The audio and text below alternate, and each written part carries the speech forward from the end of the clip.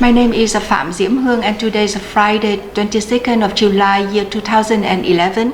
Today I'm going to interview Mrs. Trần Thị Loan Tự Kiều Loan at Our Lady of Lourdes Church for the 500 Oral History Project of the Vietnamese American Heritage Foundation.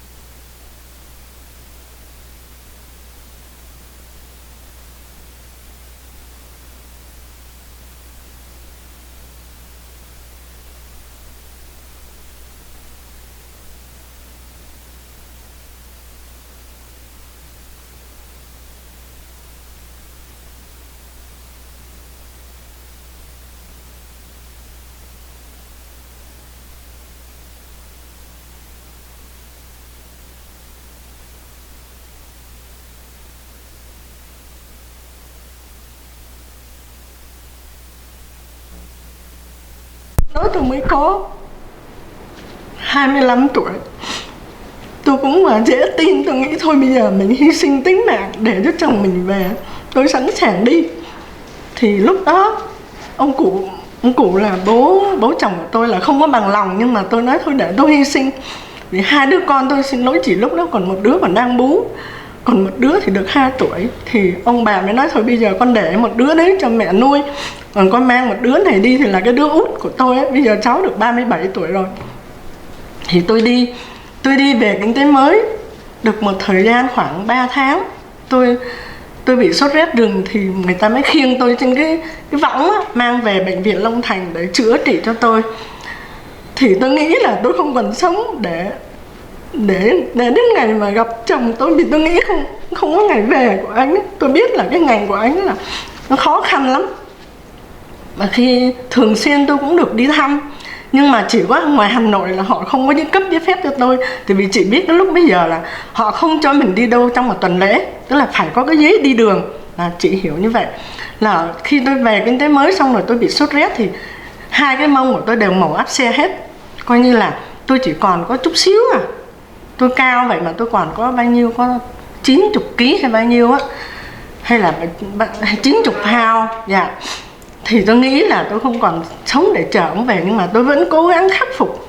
Tôi với nói với bố tôi bây giờ bố có cách nào, với cha mẹ của tôi lúc bây giờ đó gần ở đó thì bố tôi nói thôi bây giờ bố sẽ đến xã đó để xin cho con về nhập gia, coi như là họ nói là xin hồi hương và gia nhập cái ấp ngày xưa tôi ở mà tôi đi lấy chồng, bây giờ bắt tôi phải trở về để xin hồi hương với bố mẹ. Thì ông phải ra xã để chứng kiến là cái người cộng sản họ nói bây giờ nói với con gái ông là không được chấm dứt, không được liên lạc với chồng nữa, thì nó mới cho gia nhập vào với cha mẹ. Thì tôi cũng sẵn sàng làm như vậy, trong khi vì tôi có là con tôi đau khổ quá rồi mà đói khát. Chị phải biết là chúng tôi nhìn đói là thường lắm, không có một cái gì mà chị nhìn tôi như vậy. Chứ bây giờ tôi nghĩ là tôi không có sức khỏe nhiều đâu, tại vì những năm tháng tôi quá sức là cực khổ.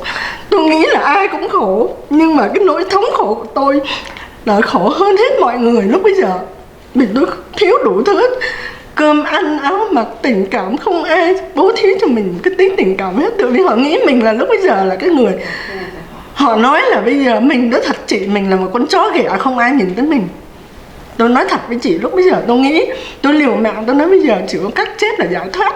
Nhưng mà còn chồng tôi, con tôi, cha mẹ tôi, nên tôi không can đảm làm được. Và mấy năm chị thử nghĩ bây giờ tôi vẫn còn ở Đức, tôi chưa một lần trở về Việt Nam. Dù cha tôi mất tôi cũng không về, tôi lánh cha tôi qua đây, chứ tôi không có muốn về đó làm gì hết. Thì cái thời gian đó tôi cũng làm một cái giấy, nói là không sống chung với chồng nữa để được ở với bố mẹ cho con tôi nó khỏi chết. Tôi nghĩ bây giờ mình hy sinh để cho con mình khỏi chết. Tôi cũng làm một cái giấy ký, nhưng mà bố tôi mới nói tôi là giấy đó giả không sao đâu con, chồng của con vẫn còn sống với con, không có lo gì hết. Thì tôi về với bố mẹ tôi được cái năm mấy là năm tôi sốt rét là năm 87, là năm đấy là đói vô cùng là đói. Từ năm 79 cho đến năm 83, 84 là đói quá trời luôn, là tôi bị trong thời gian 10 người nằm ở trên một cái giường bệnh nhân thương đó. Thì khi ông bác sĩ ông mới hỏi về gia đình của tôi thì tôi cũng khóc, tôi cũng nói bây giờ tôi rất là đau khổ vì chồng tôi phải tù tội ở trong tù mà bây giờ tôi chưa được đi thăm. Sau này mới được đi thăm, chị biết không, mấy năm sau tôi mới được đi thăm anh, là cái trại đầu tiên. Thì cái năm mà ở L19T2 tôi cũng chưa được thăm. Rồi đến khi mà anh về cái trại Suối Máu ở Biên Hòa là tôi được thăm đầu tiên. Rồi tôi thăm được 2 lần, thì cái lần thứ 3 anh nói tôi bây giờ mua cho anh một đôi bao tay và một cái áo lạnh. Tôi nói trời, ở miền Nam nóng quá mà sao mua áo lạnh gì. Ông cũng không nói là ông đi Bắc, xong cái giờ đấy là ông đi ngoài Bắc. Tôi chưng hửng, tôi không biết gì hết. Thì thời gian nó cứ trôi qua tôi không được đi thăm chồng tôi, nhưng mà tôi nhờ bố tôi đi thăm và cô tôi đi thăm và các em chồng và mẹ chồng, bố chồng đi thăm ngoài Hà Nội thì cũng về nói tình hình. Thì chồng tôi mới nói là bây giờ ngày về của con không biết, nhưng mà đối với Loan thì còn quá trẻ, nếu mà vợ con nó muốn bước thêm một bước nữa thì con sẵn sàng, con không bao giờ nói gì hết. Thì bố tôi về, bố tôi cũng nói lại, nhưng mà tôi nói bây giờ bố ơi, con có chết tại đây con cũng phải chờ anh về chứ con không làm cái gì hơn được nữa. Thì bố tôi mới hiểu được như vậy, thì thôi tôi ở đấy với bố tôi, và tôi với con tôi ở đó. Nói thật với chị, làm sinh sống chỉ đủ một miếng sáng một miếng chiều.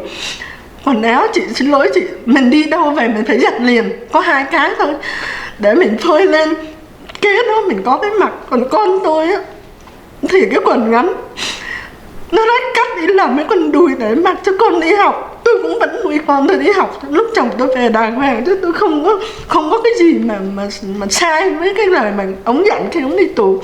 Tôi vẫn cho con tôi đi học đàng hoàng đến khi anh về.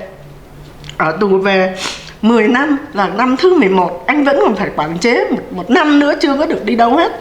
Nhưng mà cái ngày ông xã tôi về thì ông về Long Thành trước để xem, ông nghĩ là xem còn có tôi không.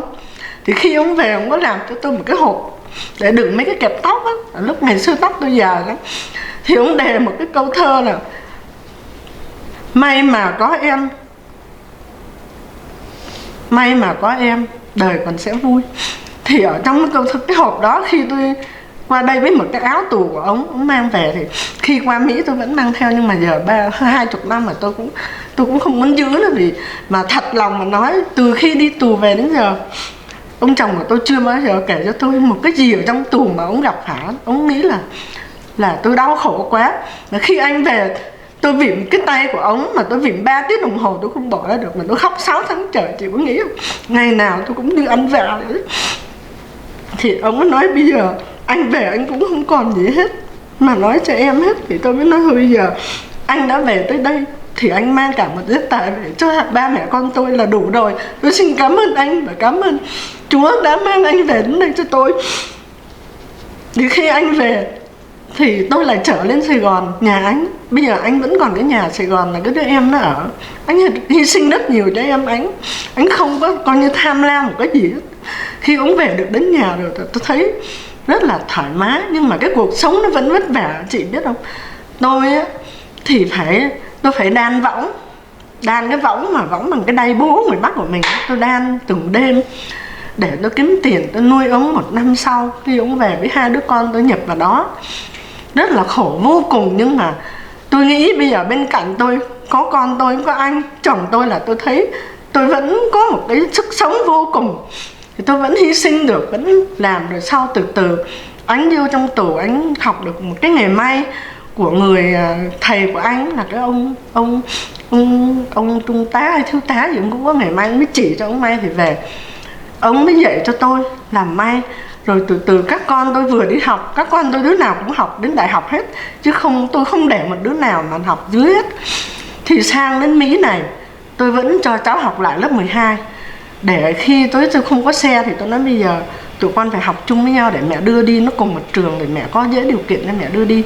Thì là chúng tôi đi ngày 16 tháng 3 năm 1993 tôi sang đến đây là tôi đi thẳng từ Việt Nam qua đây luôn. Và cái chuyện đi của tôi rất là phiêu vô cùng, mà tôi nghĩ không bao giờ tôi đi được. Tại vì nó có nhiều cái rắc rối. Tại vì bọn cộng sản nó làm cho tôi rắc rối vô cùng. Chị không biết khi tôi sanh cái đứa con út của tôi là năm 1974 phải không?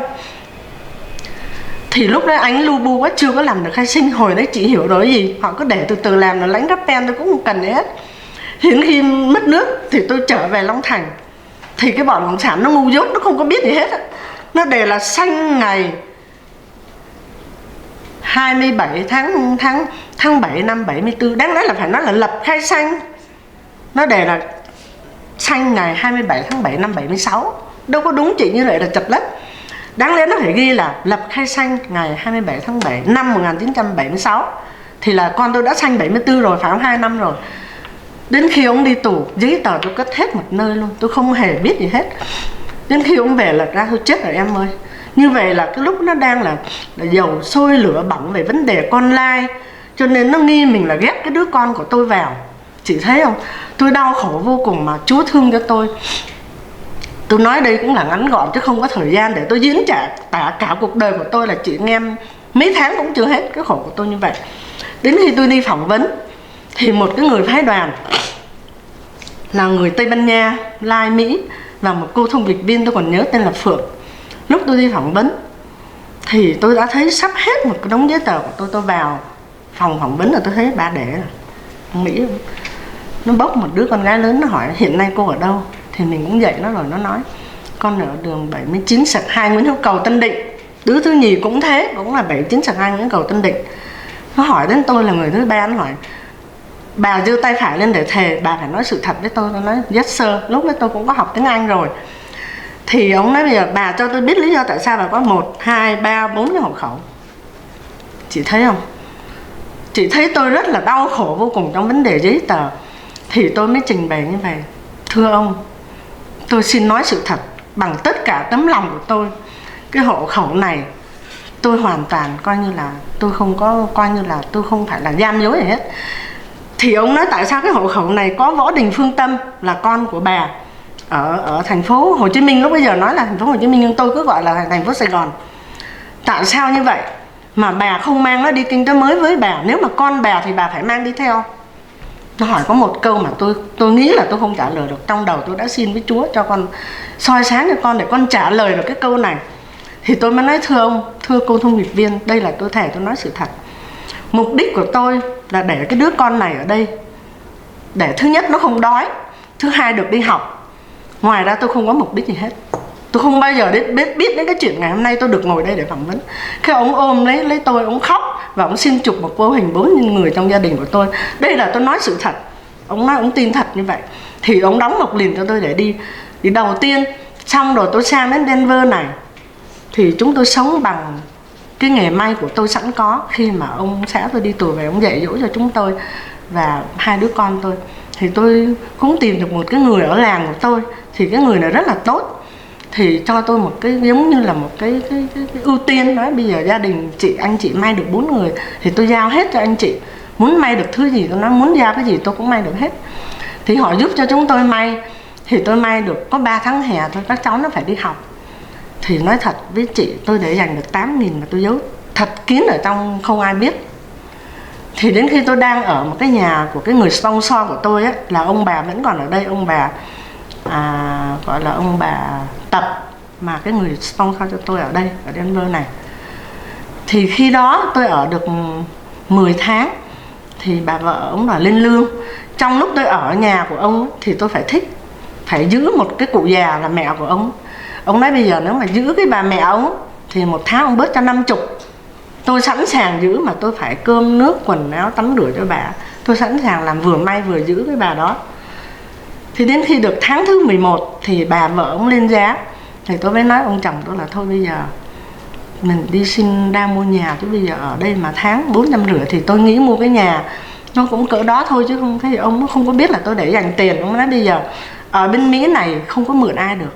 Tôi nói với em như vậy, mà cũng không ai cho mình mượn đâu. Em đừng có nghĩ là giống Việt Nam mà vay đầu này trả đầu kia. Nói không, tôi có tiền, nếu mà ông bằng lòng đi mua thì tôi sẵn sàng lấy tiền của tôi ra.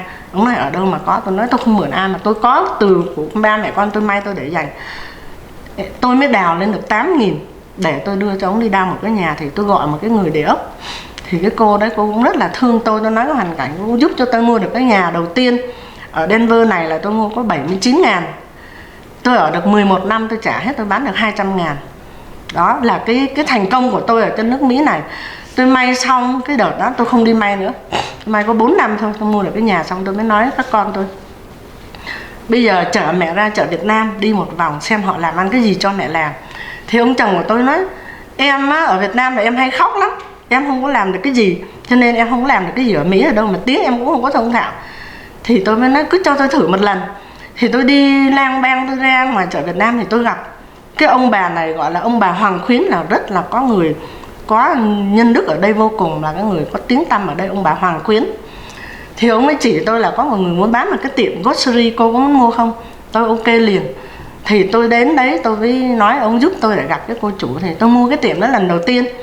Thì 5 tháng sau tôi làm thêm một cái tiệm thứ nhì, và 5 tháng nữa tôi làm một cái tiệm thứ 3. Tôi thành công luôn. Và tôi làm cái business coi như là bề trên thương tôi và đền bù cho tôi những ngày tháng khổ cực. Tôi nghĩ như vậy, chứ tôi cũng không có tài cán gì, tự vì tôi học chỉ mới có tới đại lục thôi. Nhưng mà tôi nghĩ là trời ban cho tôi một cách riêng như vậy. Tôi thành công ở đây, rất nhiều người biết là tôi quá thành công. Rồi trong những thời gian song song với thời gian tôi làm ăn thì tôi giúp cho cộng đồng làm từ thiện 13 năm, 14 năm ở đây. Nghĩa là tôi chỉ làm không, và tôi làm thủ quỹ cho 4 nhiệm kỳ cho ban đại diện cộng đồng ở đây. Và bây giờ là tôi đang là phó nội vụ của Hội Phụ Nữ Việt Nam tại Colorado. Và trong gia đình tôi có nuôi một em từ khi nó được 3 tháng cho đến giờ cháu được 16 tuổi. Bây giờ cháu sắp lên đại học rồi. Ngày hôm nay tôi định mang cháu đi để cho phỏng vấn, nhưng mà mẹ của cháu ý là không có muốn. Thành ra tôi nói tôi cũng không muốn dẫn chứng, cho nên nếu mà có thể ngày mai mốt tôi sẽ dẫn cháu đến. Một mình nó tôi lén. Nó rất là dễ thương mà nói tiếng Việt được. Tôi dạy tiếng Việt được, vừa tiếng Mỹ vừa tiếng Việt. Cho nên tôi gặp được các chị ở trong cái tổ chức này thì tôi nói thật rất là hân hạnh vô cùng, mà rất là đúng với cái hiểu biết của tôi, mà đúng cái mong muốn của tôi để bảo tồn cái lịch sử và cái tiếng Việt của người Việt Nam của mình cho các em các cháu của mình sau này. Đó là tôi đã nói với chị là khi tôi mang cháu tôi đi học thì tôi cũng thân với bà hiệu trưởng lắm. Thì tôi nói với bà tại sao lại trưng cái lá cờ này, cờ đỏ sao vàng. Bà nói thì cờ Việt Nam. Tôi nói không, bà có cho tôi một question thì 5 phút 10 phút tôi sẽ ngồi trình bày với bà. Bà nói ok. Tôi mới dẫn chứng lá cờ đó là các lá cờ sau này là các lá cờ không có chính nghĩa gì hết, chỉ có lá cờ vàng 3 sọc đỏ này của tôi, và tôi sẽ mang lá cờ đến để treo tại trường học. Bà nói ok. Thì lá cờ vàng 3 sọc đỏ này mới chính là cái nguồn gốc của chúng tôi. Còn cái lá cờ này á, là bà vứt thùng rác. Tôi không bao giờ chấp nhận cái lá cờ đó cho cháu tôi học ở trường này nữa. Bà phải chấp nhận như vậy mà treo một cái lá cờ này của tôi lên. Vâng, đấy là cái mà quyền lợi tôi muốn bảo tồn lại như vậy, chứ tôi không muốn là bà trưng cái lá cờ kia mà bây giờ không có còn lá cờ đó nữa. Tất cả trên bàn học bà cứ trưng cái lá cờ mà của cộng sản, là tôi nói không phải cái lá cờ đó. Thì bà cũng hỏi tại sao, thì tôi cũng phải dẫn chứng cho bà hiểu là cái lá cờ nó từ đâu, cái nguồn gốc là lá cờ này chứ không phải lá cờ đó. Bây giờ bà ok rồi. Thì đó là cái vấn đề mà ngày hôm nay tôi nói thật là xin lỗi chị, tôi cũng rất cảm động khi nói với đài ở đây. Đúng ra tôi phải lịch sự chứ tôi không có được khóc như vậy, nhưng mà vì quá cảm động mà các chị còn giữ được một cái nề nếp, cái văn hóa của người Việt Nam, là chúng tôi rất là cảm phục các chị trong cái tổ chức này. Đấy là tôi xin nói một lời thành thật của tôi là như vậy. Xin cảm ơn chị. Bây giờ chúng ta trở lại với cái phần phỏng vấn nữa. Thì chị có cho biết là trong gia đình cũng khá là đông anh chị em và chị là chị cả. Thì chị có cái kỷ niệm nào với một người em trai hoặc người em gái nào của mình mà không thể nào quên được, kỷ niệm vui buồn? Dạ, tôi có một đứa em thứ 7. Thì cái cậu này phải nói là cậu rất là phá quậy, phải nói là nhất trong gia đình, là nó là cái người mà không coi như là nó, tiếng Việt mình gọi là quậy phá đó, là hết sức là không nói được. Nhưng mà khi tôi ra đi tôi không có một đồng nào hết. Chị biết rồi là khi HO mình làm gì có tiền, nhà thì mất, không có một manh quần tấm áo. Tôi đi tôi phải mang 3 cái đồ cũ của tôi đi để sang đây tôi mặc mà chị. Thì nó mới nói chị, anh chị ơi em bây giờ em có 500 đô em để dành, em giấu vợ em. Thì anh chị có cần thì em đưa cho anh chị. Một là mượn, hai là anh chị cứ xài. Thì có thì gửi về cho em, không có thì thôi. Mà mình lúc đó chưa biết mình đi đâu cả chị. Mình không biết là mình đi đâu, mình còn hoang mang lắm. Thì tôi mới nói thôi bây giờ chị chỉ mượn cậu 200. Nếu mà chị còn làm được chị gửi về cho cậu. Mà nếu chị có không làm được thì coi như què. Thì nó nói vâng em xin đưa cho chị. Thì đó là một cái người kỷ niệm mà em nhớ, tôi nhớ cho đến muôn đời. Mà đến khi tôi sang đây được tháng đầu tiên đó, thì chúng tôi vẫn được trợ cấp 7 tháng mỗi một người. Thì tôi không rõ là lúc ấy được bao nhiêu, nhưng mà đại khái cũng có trợ cấp. Thì tôi gửi về 300. Tôi nói là chị gửi trả em 200 và tặng em 100. Thì cách đây 4 năm tôi gửi cho cậu 6.000 đô. Cậu nói cậu có 4.000 rồi, bây giờ em cần 6.000 thì chị giúp em, cho em mượn rồi em xây cái nhà. Vì cái nhà đấy nó cũng có nguồn gốc là cái nhà thờ tổ của ông bà nội tôi. Hay là tôi sẵn sàng, tôi nói các con tôi khi mình đi, cậu mình cho thì bây giờ mình phải trả ơn cho cậu. Đó là cái kỷ niệm sâu đậm nhất để tôi nhớ trong lòng tôi suốt đời. Và cả gia đình tôi phải mang ơn nó. Chị có thể cho biết chị có cái kỷ niệm nào đối với bố hoặc là mẹ? Dạ, bố tôi á thì thật là một người cha nhân từ, thương tôi hết mức.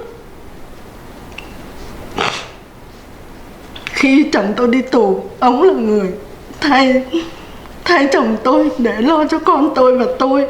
Bằng cách nào chị biết, ông đã phải ăn trộm những cái thứ của mẹ tôi, đại khái như gạo, nước hay là những đồ ăn để mà cho tôi. Tự vì gia đình tôi quá đông anh em, nếu mà làm cho những người kia biết thì người ta sẽ phân biệt. Cho nên ông phải lấy trộn gạo, rồi ông phải lấy trộn những cái thứ nhiên liệu như là mấy cái đay bỉ để tôi đan võng á.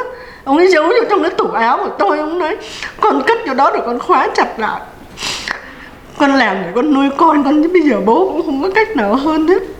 Đó là những cái kỷ niệm mà tôi không bao giờ quên được người cha của tôi.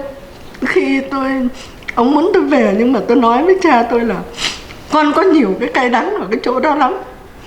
Tôi cũng không nói rõ là những vấn đề để cho cha tôi, nhiều khi ông buồn. Tôi có nhiều cay đắng ở cái chỗ cái đất đó lắm, cho nên tôi không muốn trở lại. Bây giờ con muốn lánh cha qua đây chơi với con. Thì tôi đã lánh cụ sang đây. Cụ sang được 2 tháng thì cụ về, rồi 2 năm sau cụ mất. Còn mẹ tôi á, thì thật ra mẹ tôi là cái người giống như là chỉ có biết sanh đẻ thôi, chứ cũng ngoài ra cũng không có, giống như không có linh hoạt hay là không có nghĩ sâu sắc, chỉ có lo nuôi con, cho con lớn lên cho chồng vậy thôi. Chứ còn tôi cũng không có cái kỷ niệm nào của mẹ tôi cả. Thì nói chung là bà mẹ nào cũng thương con, nhưng mà tôi nghĩ sao lại ngược lại là cha tôi là cái người thương tôi nhiều quá. Thì tôi cũng dành cho cha tôi nhiều lắm. Nghĩa là cụ cần gì tôi cũng sẵn sàng để lo cho cụ hết. Cụ cần một cái giường có cái kéo, cái lò xo nâng lên lúc mà cụ, trước khi cụ chết ấy, thì cụ có nói với tôi, các em tôi nó connect từ Việt Nam mà sang cái tivi bên này cho coi đám ma là lúc cụ đau ấy. Thì cụ nói với tôi, Loan ơi con đừng có khóc. Thứ nhất để cho bố đi thanh thản. Thứ hai là Loan và gia đình đã lo cho bố nhiều quá rồi, bố rất thỏa mãn, bố không còn thắc mắc điều gì hết, cho nên đừng có khóc để cho bố ra đi cho thanh thản. Thì tôi cũng nói với cha tôi là cái điều giao kèo với bố là con giao kèo là con không về Việt Nam, chứ con không có cái điều gì sai lệch với bố hết. Thì xin bố thương con và tha cho con, chứ không phải là con không về là con không thương bố. Nhưng mà tôi đã nhất quyết một điều, không bao giờ tôi trở lại đó. Ở đây ai cũng biết là tôi không bao giờ về Việt Nam. Đừng bao giờ nói chuyện Việt Nam với tôi là tôi không có thích, có vậy thôi. Thành ra những cái kỷ niệm đấy của cha mẹ tôi và gia đình tôi là có bao nhiêu đó thôi. Dạ. Thế thì các em gái của chị, các cô em gái. Cô em gái của tôi thì tôi có tất cả 6 người. Có một người em ở ngoài Đà Lạt á, bây giờ cô đang ở Đà Lạt. Thì cũng có nhiều kỷ niệm lắm, chứ không phải là ghét mình cũng có. Lúc đó coi như là mình, nói thật với chị, tôi chỉ là một con chó ghẻ ở ngoài cái xó nào thôi, chứ không có ai nhìn đến tôi hết á. Trong gia đình cũng không ai thương mình. Tôi nói thật với chị, tự vì sao? Tự vì đói quá, ai cũng đói hết, lấy đâu mà họ chia cho mình được. Nhưng mà cái cô em này, thường lúc đó cô mới đang học lớp 12 thì gia đình tôi bị như vậy. Thì những bữa cơm chiều của tôi là không có. Tôi chỉ có một bữa cơm trưa là được 1 chén thôi, nửa chén thôi.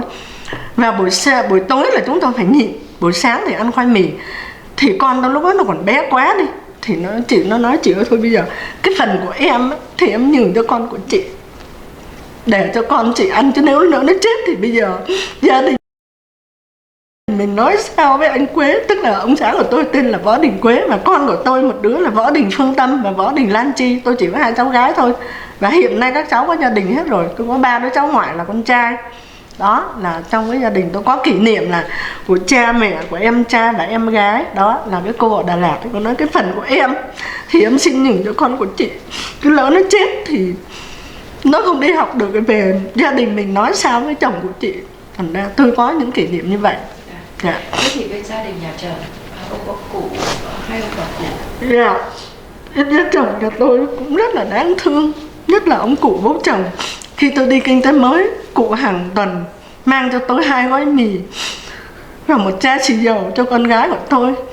Mà ông chửi, ông nói không có về cái chỗ chó đẻ mất dạy này làm gì, đi trở về Sài Gòn. Mà tôi nói bây giờ thưa cậu, chúng tôi kêu bằng cậu mở, thì bây giờ con đã lỡ về đây rồi. Mỗi lần ông về thăm á, thì ông đi thẳng ra rẫy luôn. Nhà tôi từ nhà ra đến rẫy là tại vì tôi muốn an phận ở đó. Ba tôi làm cho tôi một cái chòi ở đó, rồi tôi sinh sống giống như ban ngày thôi.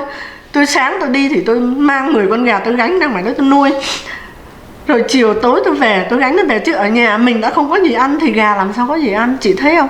Nhưng mà ông cụ với bà cụ rất là thương tôi giống hơn là mẹ của tôi ấy. Tôi nói một điều đó là trước mặt bề trên tôi nói bằng sự thật, ông cụ, bà cụ, mẹ chồng của tôi và các em tôi quý tôi như là người ruột thịt vậy đó. Tại vì biết là tôi đang neo đơn như vậy. Đó là bên gia đình nhà chồng của tôi ấy. Ông cụ về hàng tuần để thăm tôi và con của tôi. Và ông không cho ở đó, nhưng mà tôi nói thưa cậu, bây giờ con không ở đây, con ở đâu được. Ở trên thành phố người ta không cho, người ta nói bây giờ tôi không có tiêu chuẩn gì hết á. Nó kêu tôi là người vợ ngụy. Tôi đâu có kem đánh răng, tôi không có gạo, tôi không có nước mắm, tôi không có gì hết. Tôi ở đó, tôi không bao giờ tôi về. Bây giờ tôi về kinh tế mới thật nó khổ, nhưng mà vẫn có được củ mì, củ khoai cho con ăn sống 3 ngày. Con tôi đi học mặc quần đùi, chỉ có biết không, tội nghiệp cho nó. Bây giờ tôi sang đây tôi vẫn còn nói với chồng tôi, bây giờ con mình nó cực khổ rồi, bây giờ nó làm được tiền cho nó xài hết, không cần gì hết. Nó vẫn học đầy đủ rồi, bây giờ nó đi làm được thì nó có tiền kệ nó xài muốn xài gì xài, nó đừng quá đáng thì thôi, chứ không quản lý gì hết á. Con của tôi rất là khổ. Khi mà anh đi tù mà chị không có được đi thăm ở ngoài Bắc đó, thì mỗi lần là đi thăm á, thì gia đình chồng đi thăm phải không? Dạ vâng, bà cụ chứ ông cụ lúc ấy yếu rồi, bà cụ và cô em gái đi thăm. Dạ, đi ra tận Hà Nội mà đâu á, Nghệ Tĩnh á, cái chỗ mà chồng tôi học là gọi là Nghệ Tĩnh. Tôi chỉ nghe thôi chứ tôi không biết. Vậy thì anh ở nhà đi tù bao nhiêu năm?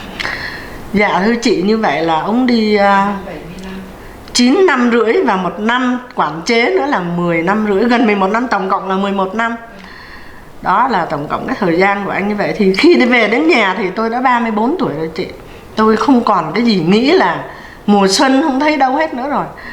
Rồi về đến nhà thì anh có nghề may, thì bắt đầu anh mới mở một cái tiệm may nhỏ nhỏ.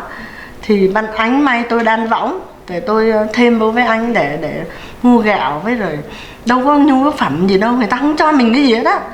Sống không có hộ khẩu gì hết chị, tôi không có một cái mảnh giấy gì cả. Rồi một thời gian từ từ nó cũng có khách may, rồi bà con người ta giới thiệu, rồi anh mở một cái lớp dạy may. Thì anh dạy buổi sáng, tôi dạy buổi chiều. Thì nói chung là chúng tôi cũng kiếm sống qua ngày thôi. Vâng, thì các con vẫn học cho đến đại học, thì họ không cho vào đại học. Họ nói là con của tôi là ngụy, không có vào đại học, không cho vô đại học, mà cứ dìm thôi. Mà con tôi cứ đứa lớn nhất, hiện bây giờ cháu đang làm cho hãng Quest, và ngày cuối tuần cháu đi cắt tóc, và buổi tối cháu vẫn học thêm chưa xong cái vấn đề học của cháu. Là năm nay cháu 38 tuổi rồi, 39 rồi, vẫn còn học, và cháu có một đứa con. Thì nói là không có tiêu chuẩn gì hết, cho nên là tôi không có được cái gì hết, cho nên tôi phải mua từ nước mắm. Mà chị biết không, sống á, ngày hôm nay sáng làm được mua đến chiều ăn, ngày mai mà không làm là mẹ con tôi chết đói, không ai nhìn thấy mình hết á. Đó, chị thấy cái cảnh của tôi á, lúc bấy giờ tôi giống như là một con ma tàn, ma dạ, chứ không phải là người của tôi đâu. Nói thật, tôi còn những cái hình ảnh đó tôi mang qua đây. Nhưng mà ông chồng tôi nhiều khi bây giờ tôi vẫn khóc á, đêm tôi ngủ tôi vẫn cứ hậm hực tôi nói cái vụ đó. Đi bỏ tôi 10 năm trời, mà lỡ tôi chết hay là con tôi chết thì tôi nói sao với cái ông đây. Thì ông nói nếu mà có thì ông cũng hiểu thôi. Ông nói nếu mà thêm 1-2 năm nữa là ông nghĩ không được về chị, là ông sẽ bị đầy ở ngoài đó và lấy vợ ở ngoài đó luôn đó. Đó. Chị có kể là chị bị thương ở chỗ này đấy, chị có thể kể lại nó rõ hơn? Dạ, tôi khi mà sáng ngày 30 tháng 4 thì tôi tặng ai cũng về hết rồi. Mà ông chồng tôi là làm việc ở tiểu khu Biên Hòa, phụ tá của ông Thiếu tá Châu, lúc bây giờ là trưởng phòng nhì, thì nhà tôi là phụ tá. Mà anh thêm là cái ngành đi bay thám sát ở trên trời để chấm tọa độ nữa. 10 giờ mà chưa thấy về thì tôi đứng ở đường trước cửa đó, họ bắn súng là súng mừng thôi. Họ bắn một cái viên đạn xin vào đây là phải chở tôi đi nhà thương. Thì họ gắp ra rồi họ may lại cho tôi. Thì nói chung là lúc bây giờ nó còn mới, thì họ làm cho mình tốt lắm, chứ bây giờ không có. Tôi nghĩ bây giờ không có. Thì vừa xong tôi bị thương xong là anh về tới nhà là mặc còn một cái quần đùi à chị, chứ không có gì hết, mặc áo thun với quần đùi chạy được về đến nhà. Thì là tôi thấy là coi như là xong rồi. Thì tụi tôi coi như là tôi nói với ông là xong rồi, anh bây giờ ngày còn trẻ thì gọi bằng anh, chứ bây giờ chúng tôi kêu bằng ông bà ngoại hết. Thì nói anh ấy bây giờ coi như là đứt đoạn rồi, bây giờ mình không biết làm sao. Thì tôi bắt đầu lúc bây giờ là bà mẹ chồng tôi bà cũng quen nhiều, giao thiệp ở cái chỗ đó nhiều, cái chợ Tân Định á, tôi ở ngay cái chợ Tân Định ngay nhà thờ đó. Thì bà cụ giới thiệu cho tôi một cái chỗ buôn bán. Thì cũng là trời cho tôi thôi, chứ thật ra tôi có biết làm gì đâu chị. Tôi là người thật là không làm kiểng thôi, chứ không biết làm cái gì hết. Làm thì phải làm, đây là đến việc là phải làm thôi. Thì tôi đi buôn bán, tôi thấy trời ban cho mình đắt lắm. Tôi mua mấy cái áo bà ba với quần Vizama ở trên Phú Nhuận, rồi tôi đi xe đạp lên, tôi trở về tôi bán. Ngày nào tôi cũng lời 20.000 lúc bây giờ. Thì tôi để dành được 15.000 trong cái ống. Thì khi anh đi tù tôi đập ra, tôi bảo thôi anh mang này đi. Họ nói với tôi là chỉ có 15 ngày thôi. 15 ngày là cấp tá. Lúc đó anh vừa lên thiếu tá thì phải đứt phim nhưng mà chưa được gắn lon. Họ nói chỉ có 15 ngày thôi thì là về. Thì tôi nói thôi anh mang 15.000 này là xài dư sức rồi. Và tôi may cho anh 2 bộ đồ đen cán bộ xây dựng thôn để anh mặc khi ở trong tù. Tôi biết là tù chứ không có cải tạo gì hết á, vì tôi đã nắm được hết rồi.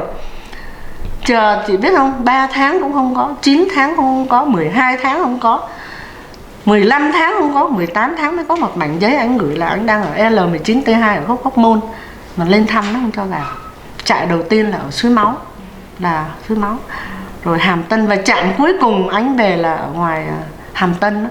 Khi mà ở Bắc vào là về đó rồi tôi lên thăm được một lần. Thì là với lại bố tôi, thường là bố tôi đi thăm hộ thôi, vì tôi không có đủ tiêu chuẩn để đi. Với lại con còn bé, nó không cho đi, nó bảo là đi một tuần là nó trục xuất ra khỏi cái ấp đó. Thì chị nghĩ rằng bây giờ mình tìm được cái hộ khẩu quá sức là khổ vất vả, phải hy sinh xương máu luôn á mới tìm được cái hộ khẩu. Bây giờ mình đi như vậy thì nghĩ chồng mình cũng là cái vấn đề ưu tiên, nhưng mà thôi thì liều để giữ lấy cái mạng sống và con của mình. Bây giờ thì không đi thì tìm người khác đi hộ, đi thế. Thì nói lúc đầu thì anh cũng buồn lắm, nhưng mà bố tôi nói thì bây giờ khi mà anh đi rồi thì nó đi kinh tế mới chứ nó không được ở Sài Gòn. Thì từ kinh tế mới nó cũng tìm cách về với tôi, là tức là ông bố tôi nói với ông chồng tôi là với tôi. Thì tôi cũng kiếm cách để mang vợ anh về ở với gia đình tôi chứ không có bỏ. Nhưng mà từ đó thì là cứ ở với tôi thôi, chứ trên Sài Gòn họ không cho ở được có đúng 9 tháng à. Rồi nó đuổi đi kinh tế mới là tôi xách gói đi luôn, chứ tôi không có níu kéo gì ở cái chỗ đó. Tôi sẵn sàng đi để chồng tôi về. Đó là tôi ở với bố tôi là được 7 năm, 8 năm chứ, 8 năm. Đến trên Sài Gòn một năm là 9. Đến năm thứ 10 đó là tôi bắt đầu là ông chuẩn bị. Tôi cũng không biết ngày nào anh về hết. Nhưng mà khi anh về là anh về nhà tôi trước là Long Thành. Thì tôi đang ở nhà thờ, tôi đi lễ chiều Chủ nhật, tôi còn nhớ 5 giờ chiều. Thì cái cậu em út cậu mới thò tay vô cái cửa sổ nhà thờ với quê để khều cho nó, chị Lan ơi, anh Quế đã về rồi. Cái tôi mới nói làm sao mà về được hay vậy. Tôi nghĩ chưa được, tôi còn đang đọc kinh, tôi chưa có muốn ra khỏi nhà thờ, chưa xong. Tôi đọc kinh xong, cảm ơn xong xuôi rồi, tôi mới về. Thì tôi thấy anh mang cho bố tôi một cái điếu cày và một cái hộp mà may mà có em đời còn dễ thương. Ông ghi, ông khắc cái chữ đấy cho tôi vào một cái kẹp tóc rất là đẹp, cái đầu xin tóc rất là đẹp. Thì tôi cũng giữ mãi cho đến lúc tôi sang đây là tôi bỏ, giờ tôi không xài nữa. Và cái đứa con của tôi á, nó cũng không biết ông là ai hết á. Và khi đi thăm á, lần thứ 4 tôi đi thăm chồng tôi thì ngồi như thế này, thì cái thằng cộng sản á, con tôi, tại vì tôi viết một cái lá thư tôi bỏ vào trong cái bánh mì cho ông ấy, thì nó ngồi xuống dưới, nó khều ông, nó bảo bố đừng có nhai phải cái thơ thì sao, thì không biết là đọc là cái gì. Thì nó vừa mới cúi xuống một cái thì là cái thằng cộng sản nó giơ cái súng, nó chĩa cho con tôi quỳ xuống, tôi lạy 100 lạy. Tôi nói là ông giết tôi đi, ông đừng có giết con tôi, tội nghiệp. Nó chỉ có ngồi, nó rờ cái chân bố nó thôi, giống như chị ngồi, nó cúi xuống nó rờ, nó bỏ cái ổ bánh mì nó đưa cho ông. Thì nó lại không biết, đáng lẽ là đưa thẳng cho ông, mà nó đem, nó nghĩ là nó giấu ở đó, nó đưa cho ông, mà nó nói với ông là trong cái ổ bánh mì này có một lá thơ mẹ viết cho bố, cho nên bố đừng có nhai, sợ ông đói và ông già hết.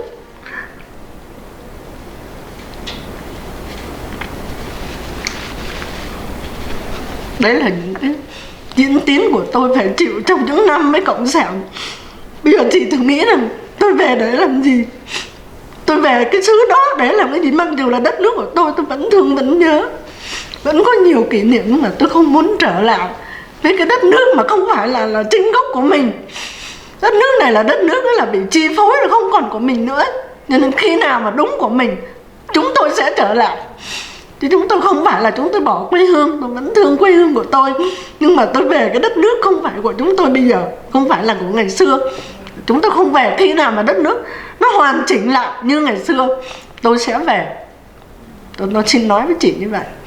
Khi mà chị đi kinh tế mới thì chung quanh cái nơi chị ở có đông người không? Dạ thưa đông lắm, mà những cái người mà trong cái tuổi của tôi á là đi kinh tế mới mà nó kêu là làm thủy lợi. Lúc bây giờ tôi mới có 25 tuổi, nó bắt tôi làm thủy lợi. Thì có một cái thằng cộng sản á, thằng mà du kích chứ không phải cộng sản chính quy như là mấy thằng Bắc Việt, nó lấy cái súng tôi đội nón lá tôi làm. Nó nói là vứt cái nón ra, không có được đội nón. Không biết nó nghĩ gì mà nó bảo tôi vậy, lấy cái súng nó hất lên như vậy này, nó khều cái nón của tôi lên đó. Mà tôi vẫn phải ngậm ngùi để nuốt lệ, để nói là vâng, để tôi sẽ vứt cái nón đi. Tôi nghĩ là cái nón nó đã làm cản trở cái việc lao động của tụi nó, cho nên nó hành hạ mình đến mức độ như vậy đó. Rồi chỉ biết một cái chuyện này nữa, trong cái ấp của tôi là lúc ấy giờ là ấp Thái Lạc, huyện Long Thành, tỉnh Biên Hòa, bây giờ nó là Đồng Nai. Thì khi tôi đi làm thủy lợi á, thì có một cái thằng du kích á, nó ghé, nó tung đổ nón lá, nó mới hất cái nón lên, nó hỏi nó nói gì, cán bộ nhìn em cán bộ cười, chồng em đại úy cán bộ ơi. Rồi tôi cũng không có nói gì hết. Thì nó nói với tôi á, cô này chồng là nợ máu nhiều lắm. Nó chỉ vô mặt tôi, nó khều cái nón, nó chỉ cái đầu súng vô mặt tôi mới nói xin lỗi cán bộ, nợ máu là gì tôi không biết. Thì nó nói là chồng cô là người đánh lính nhiều lắm ở cái ấp đó, cái ấp cạnh cái ấp Thái Lạc ấy. Thì tôi lúc bấy giờ tôi rất là nghẹn ngào. Tôi mới nghĩ là chồng tôi đâu có bao giờ ở đó, chồng tôi chỉ làm việc ở trong văn phòng mà đi bay ở trên trời thôi. Tôi cũng không thanh minh gì hết. Tôi nói thì xin cán bộ cho tôi suy nghĩ lại, tôi mới trả lời. Thì ngày hôm đó tôi về tôi mới nói với bố tôi, bố ơi bây giờ có một việc này bố giải quyết cho con được không? Hỏi cái gì, chuyện gì xảy ra hay đứa nào lại chọc ghẹo đấy, ông lại nghĩ vậy. Lúc ấy mình còn trẻ quá mà, thì tôi mới nói bố ơi con đi làm thủy lợi. Thì cái anh cán bộ đó anh nói con là chồng con nợ máu là làm sao? Ông nói là chồng mày giết người. Nói chồng con đâu có làm cái gì mà nói là nợ máu, nói là đánh lính ở cái chỗ ấp đó. Thì bố em phải đi dẫn em xuống để thanh minh là chồng của tôi tên là Võ Đình Quế, đại úy Võ Đình Quế, làm ở tiểu khu Biên Hòa. Em vẫn hiên ngang, tôi vẫn hiên ngang, phụ tá phòng nhì tiểu khu Biên Hòa, mà bay thám sát viên là bay L-19 để chấm đả độ, chứ không phải chồng tôi là cái người ở cái ấp đó. Bố tôi phải dẫn tôi xuống để thanh minh, và tôi vẫn hiên ngang nói như vậy. Tôi nói là chồng tôi không phải là cái ông đó, mà là cái ông Võ Đình Quế và người khác. Có thể lộn tên, cán bộ lộn tên thôi. Cán bộ phải xem xét lại và đọc giấy tờ cho kỹ khi tuyên bố một cái câu gì đến chồng tôi. Đây là cái danh dự của chồng tôi. Mặc dù chồng tôi đi tù, nhưng tôi vẫn không sợ gì hết. Tôi vẫn hiên ngang nói rằng chồng tôi là đại úy Võ Đình Quế, mà thám sát viên ở trên trời, mà làm tình báo chứ không phải là đánh người như cái ông Quế kia.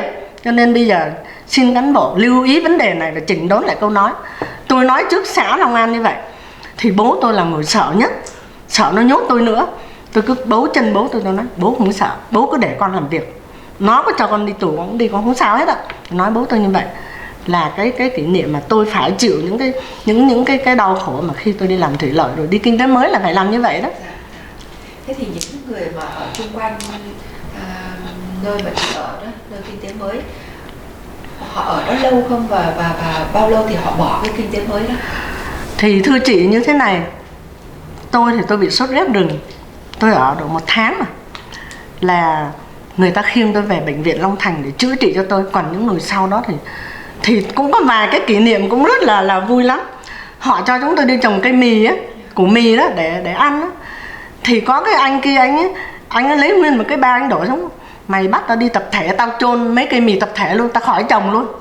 Đó là cái anh đó, anh cũng gan dạ lắm, anh cho luôn cái ba anh bảo tụi em đừng có làm, cứ để anh giải quyết, làm chi cho khổ thân như vậy. Thấy tụi tôi làm cực khổ, không có gì ăn mà uống bằng cái nước ở dưới suối nó chảy ngang về là toàn cái lá cây. Bởi thế cho nên tôi mới bị sốt rét rừng là như vậy đó. Tôi uống biết bao nhiêu trăm ngàn viên Loroquin, nếu không có cái đó là tôi chết lâu rồi. Đó, chị thấy không? Những cái thuốc còn lại của ngoại quốc ngày xưa người ta còn giữ rồi người ta mới đưa cho mình, cho nhà thương sau này người ta hết, người ta chích cái ninh vô đây. Thì tôi bị mổ 2 mông này hết. coi nó áp xe mông á là tôi tưởng là tôi chết luôn. Khi tôi đứng dậy đi tôi phải chống hai cái gậy, tôi không đi nổi nữa. Tôi nghĩ là chết, tại vì mỗi một lần cơn sốt nó lên là chị tưởng tượng bố tôi phải đắp cho tôi hàng chục cái mền, xong rồi đè xuống, lấy cái bao gạo đè tôi xuống, nó cứ bật lên, nó run á. Bây giờ tôi biết làm sao bây giờ. Tôi chỉ có biết là cầu nguyện xin ơn trên là cho chồng tôi về để ông chứng kiến cái cảnh khổ này của tôi, là thật lòng tôi chờ anh, chứ tôi không có cái gì phản bội hết. Tôi không nghe tuyên truyền của cộng sản, tôi vẫn hiên ngang nói chồng tôi đi tù chứ không phải là đi cải tạo gì hết. Tôi vẫn nói, ai hỏi tôi cũng nói như vậy. Chị có người em trai nào cũng đi lính của Việt Nam Cộng Hòa không? Tôi có 2 người em, không, xin lỗi, 1 người em đi lính mà nó bị thương chân, rồi nó ra hội đồng y khoa trước 75 là được giải ngũ luôn, chứ không có ai. Nhưng mà thì người đó cũng không có bị đi tù. Không, cái người đó là không phải sĩ quan. Khi nào là sĩ quan mới phải đi, mà đi học tập trên 3 năm là mới phải như vậy. Còn những cái người mà không phải sĩ quan hay là chống, giải khác như là chống, người ta kêu là chống cách mạng, thì tôi có tất cả là 5 ông chú đi tù chung với ông xã của tôi. Dạ. Những người đó ở trong binh chủng nào? Tôi có một ông chú thứ nhất là ông này là trưởng chi an ninh quân đội, là cũng binh chủng bộ binh thôi. Trưởng chi an ninh quân đội là lúc bấy giờ là ông chú tôi làm việc ở quận Thủ Thừa, tỉnh Long An của mình ngày xưa. Bây giờ hiện giờ ông đang ở Hawaii. Còn một ông nữa là chú út làm ở phòng nhì gia đình, thì ông cũng đi tù. Ông đi tù về cái là ông đi vượt biên luôn chứ không đi HO. Nhưng mà các ông ấy đều 13 năm hết, 13 năm tù. Và hiện giờ 2 ông đó ở Hawaii. Còn một ông nữa là phân chi khu trưởng ở quận Long Thành, thì cũng đi 13 năm, thì ông đang ở bên Dallas, Houston đó, Dallas bên Texas đó. Còn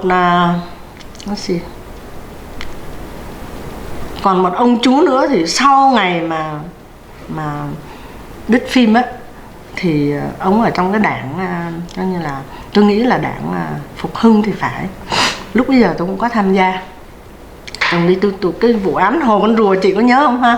Dạ. Hồ Con Rùa nó nổ là có tôi đó. Chị có thể kể lại cái vụ án đó? Vâng, cái vụ án đó thì tôi không có nắm được, tại vì tôi ở Long Thành chứ tôi không ở Sài Gòn. Cái Hồ Con Rùa nó ở Sài Gòn. Nhưng mà cái diễn tiến của ông chú tôi làm việc á, khi chúng tôi hoạt động á, là tôi nắm được hết. Là khi ông đang ở trong cẩm đường rẫy thì có 5 người Việt Cộng lái xe điếp vô tận trong á, và còng ông về. Thì trong lúc đó truyền đơn của tôi đang ở trong cái bị của tôi, tức là tôi đi rải truyền đơn. Tôi đã từng rải ở Long Thành mà không ai biết. Lúc sau này là tôi làm việc không ai biết. Thì cái ngày đó nó bắt được ông, thì nó nói ông bây giờ ra giếng của ông á, lấy 2 người nhái lên, vớt 2 người nhái lên. Hiện nay ông đang nuôi 2 người nhái ở dưới giếng, và đằng sau ông có 3 khẩu AK phải đào lên, và ông phải tuân lệnh đào lên. Rồi nó mang một cái lá cờ Việt Nam bự lắm, nó cũng bằng chỗ này, cũng bằng cái chiếu của mình Việt Nam hồi xưa là bự, thật bự á, bằng cái mặt bàn là to hơn này. Xin lỗi chị, nói cái chiếu. Thì nó nói bây giờ ông bước qua cái cờ này thì tôi không có còng ông nữa. Thì ông mới vỗ ngực nói chúng mày giết tao đi, không bao giờ tao phản bội tổ quốc của tao. Một là tao chết không bao giờ bước vào lá cờ. Cho ông đi 7 năm ăn cắm heo không. Ông chú của em, của tôi bây giờ hiện giờ vẫn đang ở Việt Nam, nhưng mà ông không phải là diện HO, ông chỉ là người phản cách mạng. Nó ghét cái tội là phản cách mạng sau này. Nó cho ông đi 7 năm ngoài Bắc, ăn cắm heo suốt 7 năm. Bây giờ trời thương ông vẫn còn sống. Đó là tôi chứng kiến một cái đó là trong cái đảng Phục Hưng. Tôi nghĩ là ông lúc bây giờ tôi không có nắm được, là vì tôi cũng còn khờ, không như bây giờ. Ông đưa bao nhiêu truyền đơn cho tôi là tôi đi rải hết, tôi không có sợ gì hết. Đó. Thế thì 2 cái người nhái mà ở dưới giếng là ông cũng phải lôi lên luôn. Lôi lên hết, và 3 khẩu AK đằng sau nhà ông đào. 2 người đó người ta còng đi luôn, rồi tôi không theo dõi. Tôi chỉ có là chú tôi là tôi phải theo dõi ông thôi. Đó. Là tôi biết ông chú tôi là ông hoạt động rất là lâu dài với tôi luôn, và bao nhiêu truyền đơn là ông đưa cho tôi để tôi có công tác là đi bỏ trong cái bị đó, cái gọi là cái giỏ lát đó. Tôi vô đến tận văn phòng, tôi mở ngăn kéo tôi bỏ vô mà không ai biết. Chị thấy không? Đó là tôi cũng gan dạ lắm, chứ không phải là có thật như vậy. Là cái vụ án Hồ Con Rùa nó nổ xong là tụi tôi tan hàng, là ông bị đi tù. Đó là tụi tôi có trong cái tổ chức đó. Bây giờ ông ở Việt Nam ông có bị? Dạ không, có đi tù về rồi thì 1 năm quản chế nữa là họ trả quyền, nó gọi là trả quyền công dân cho mình, thì là hết. Nhưng mà tôi nghĩ là nó cũng vẫn theo dõi đó, nó không có tha mình đâu. Nhưng mà mình cũng làm gì mình cũng phải né, kín đáo chứ không có nói là lơ mơ được đâu. Mình cũng làm phải đề phòng chị ơi. Còn người em gái ở Đà Lạt của chị đó, bây giờ có chồng có con gì chưa? Cái cô đó có chồng, con cũng lớn hết rồi, ra trường đại học hết rồi. Mà người chồng bây vâng vẫn ở lại Việt Nam mà không ai chịu đi cả. Tôi có ngỏ ý là muốn lãnh qua đây á, mà mấy người đó sao á, họ không có, họ nói là bây giờ họ làm ở đó quen rồi, giờ họ đi họ sợ bỡ ngỡ lắm. Cho nên là cũng lớn tuổi. Vâng, cũng lớn tuổi, cũng năm mấy rồi. Thì có một người chồng cũng bị tai biến á, thì tụi tôi cũng có gửi tiền về để giúp chút đỉnh thôi, gọi là thôi, chứ gửi nhiều thì tôi không muốn gửi nhiều. Dạ, có tôi cũng không thích gửi, tôi nói thật với chị như vậy á. Tôi gửi đây á, là tôi gửi là cái kiểu mà giúp cái ngặt thôi, chứ không phải là gửi về mà làm những cái chuyện nọ chuyện kia với tụi cộng sản là không có tôi. Nói vậy thôi, tôi không muốn như vậy. Tôi gửi theo cái kiểu là đúng của tôi đó, là giúp mình cho khỏi khó khăn thôi, chứ không phải là gửi mà để mà phung phí hay là nuôi hay là đem đi là khoe khoang, là không có chuyện đó. Đó. Đấy thì còn con cái của người em trai của chị? Tất cả những người cháu của tôi đều có bằng đại học 4 năm hết. Hiện bây giờ các cháu đều rất là giỏi. Đó. Thì cũng do những cái động viên của tôi và nhìn thấy cái cực khổ của tôi những cái ngày tôi chưa qua đây, thì tôi cũng khuyên các cháu tôi là chịu khó học hành để giúp cho bố mẹ. Chứ mình không có thể lãng chơi trong cái thời gian phí uổng quá sức như tôi. Tôi học được có nói tới đại lục là cha tôi bị thương, thì tôi phải đi nuôi ông cụ. Từ việc một đàn em nhỏ và mẹ đâu biết gì. Các cháu tôi tất cả từ thằng em kế của tôi bây giờ làm ăn cũng khá, cũng lái xe vận tải buôn bán, rồi đứa nào cũng có công ăn việc làm đầy đủ hết, mà các cháu đều có học bằng đại học hết, có đứa đang học tiến sĩ luôn. Dạ. Chị có thể cho biết là ông thân sinh của chị bị thương trong trường hợp nào? Ông cụ của tôi ngày trước là ông làm trong quân đội, nhưng mà cấp bậc chỉ là thượng sĩ nhất thôi. Thì cái năm ấy tôi không có nhớ lắm, nhưng mà ông có một trung đội của ông, trung đội nghĩa quân, và ông làm chủ tịch xã lúc bây giờ ở cái xã Long An đó, là trước khi mà tụi cộng sản nó vô á, là ông làm chủ tịch xã. Thì ông làm 2 việc. Thì cái ngày hôm đó ông đi trên cái đường mà xuống dẫn lính đi á, thì tụi nó đắp mô ở cái giống như bên cạnh đường á, nó bắn xẻ, nó bắn ngay vô cái tay ống sượt qua, rồi bắn xuyên qua cái đùi của cụ. Đó, thì khi tôi đang đi lễ ngày chủ nhật thì có người lên báo là ông cụ bị thương, tôi phải về gấp. Thì tôi về thì cái người đó mang một đôi giày, một cái quần với cái mũ của cụ về, thì lúc đó tôi cũng xỉu luôn, tôi cũng chả biết gì. Sau này họ chuyển lên Tổng Nghị viện Cộng Hòa thì tôi là người phải đi nuôi cụ thường xuyên, tôi không có đi học được nữa, là tôi bị gián đoạn từ đó. Dạ vâng. Thưa chị, từ nãy đến giờ đó cũng có hỏi thăm chị một số những cái chuyện đã xảy ra trong cuộc đời của chị. Dạ. Và chị cũng cho biết chị là theo bên Công giáo. Dạ. Thì trong những cái lúc mà khốn khó nhất á, thì chị nghĩ đến cái niềm tin tôn giáo, và chị có dựa hoàn toàn vào niềm tin đó không? Đúng, tôi sống hoàn toàn bằng đức tin của tôi. Vì đức tin của tôi mạnh hơn sự chết, tôi vẫn là như vậy. Vì tôi có một người chồng, tức là anh là người ngoại đạo. Khi tôi lấy anh thì tất cả gia đình tôi không ai chấp nhận. Tự vì ông cụ bà cụ tôi là cái người phải nói là lúc bây giờ ông nội của tôi là bây giờ họ gọi là, tiếng Việt của mình ngày xưa gọi là chánh chương sứ đó, tức là làm chủ tịch hội đồng giáo xứ bây giờ đó, nếu mà nói tuân theo ở Mỹ này. Thì ông nghe đến cái vấn đề mà khác đạo là ông khó chịu lắm, không ai bằng lòng hết. Nhưng mà chỉ có một mình bố tôi là cái người hiểu tôi, và ông chồng tôi là nói bây giờ việc nào cũng phải làm hết, cứ từ từ làm không sao hết. Mà đến ngày giờ này năm thứ 38 chồng tôi mới trở lại đạo. Là chị thấy không, là tôi phải khó khăn lắm. Thì cũng có nhiều người hỏi tôi làm cách nào mà để anh trở lại đạo mà lâu như thế mà vẫn khắc phục được. Tôi nói ngày nào tôi cũng sống bằng đức tin của tôi. Tôi chỉ có cầu nguyện xin Chúa cho chồng con đừng có đi lạc nữa. Nếu mà lạc thì khi chết không gặp nhau thì con buồn lắm. Và những khi tôi lần hạt đọc kinh là tôi ngồi dựa vô người ông tôi đọc, là tôi chỉ khấn là xin Chúa cho chồng con trở lại, đừng có đi lạc lối nữa, chung với con. Có bấy nhiêu tôi sống bằng đức tin thôi. Thì đến năm thứ 38 là tự nhiên anh nói bây giờ bà ơi, tôi muốn rửa tội. Thì tôi xin được nhiều điều lắm rồi. Thì là tôi trình với cha, ngày trước là còn cha xứ này tên là ông Nguyễn Hải Khánh, ông rất thương gia đình tôi. ông làm liền cho anh ấy. Rồi trước khi ông dời xứ ông đi là gia đình tôi được hoàn toàn coi như không có ai bị lạc lối hết nữa. Như vậy thì chị làm dâu trong một gia đình ngoại đạo, có gì trở ngại không? Dạ thưa chị Diễm Hương, cái điều này là cái điều mà nhiều người hỏi tôi lắm. Nhưng mà tôi có trình với cha linh hồn của tôi á, nhưng mà ông cha đã mất rồi, ông cha Nam Huân á, Vinh Sơn Nam Huân đã mất rồi.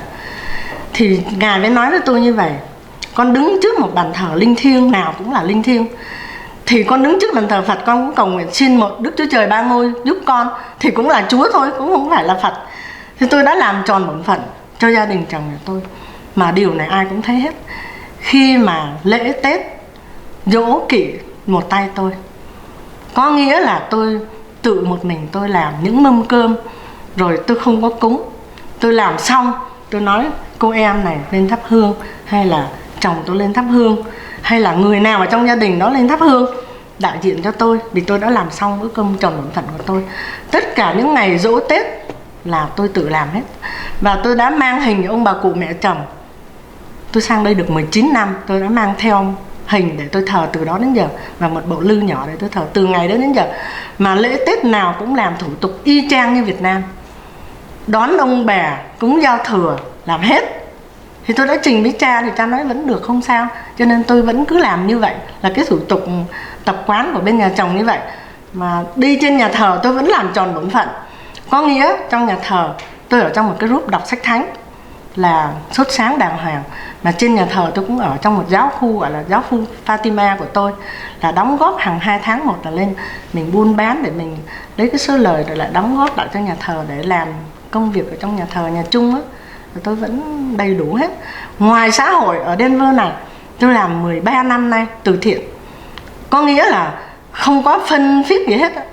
Phân là rising hay cái gì gọi là cái gì tôi không có. Tôi chỉ có ông chồng tôi đổ xăng, rồi biết là hôm nay tôi đi làm tiếp tân cho cái chỗ này để kỷ niệm ngày cộng đồng, ngày tất niên, ngày quân lực, hay là ngày phụ nữ hay ngày gì đó.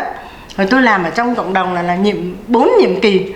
Là người thứ nhất là ông đại tá Nguyễn Đình Thông, là đáng như cha của tôi làm thủ quỹ giữ tiền. Người thứ nhì bác sĩ Nguyễn Văn Đính, làm ở đây hiện bây giờ.